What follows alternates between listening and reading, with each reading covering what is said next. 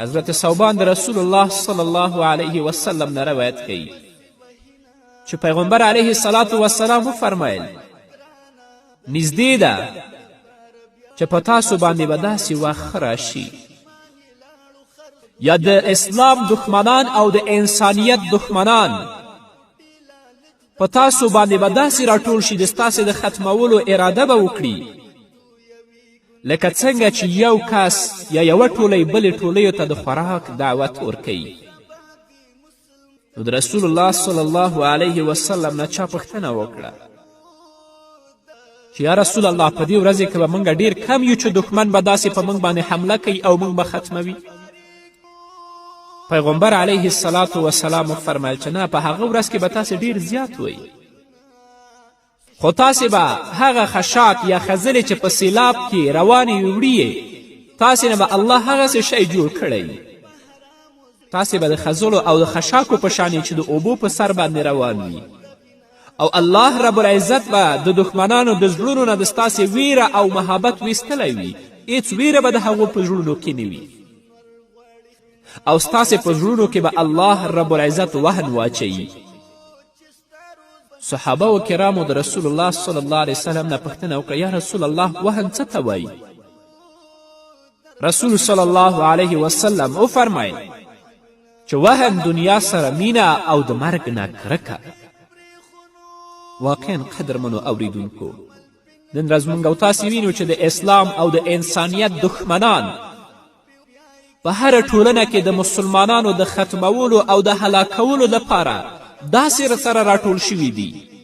لکه څنګه چې یو بل ته دعوت ورکوي په خوراک کې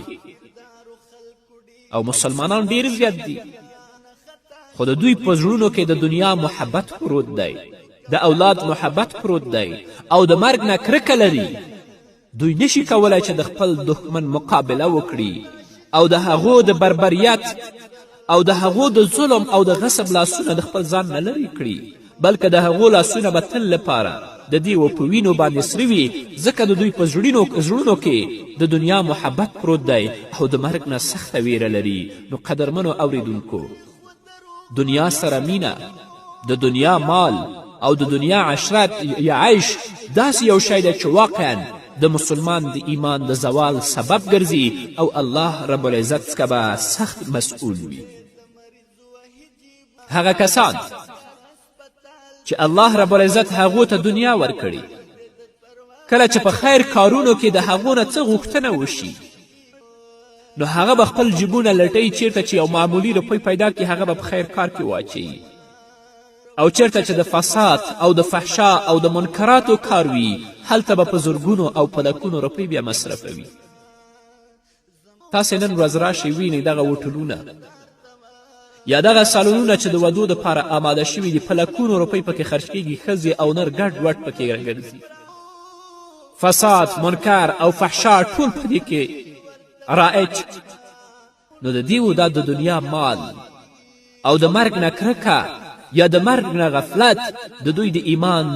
د زوال سبب ګرځېدلی دا داسې فتنه ده چې الله رب العزت به انسان د دنیا نه بې ایمانه بیایي او د خپل حضور کې به دری د دې مال او د دې ژوند او د دې ځواني به الله رب العزت بیا ترې پوښتنه کوي. رب العزت دې په موږ او تاسو باندې رحم وکړي.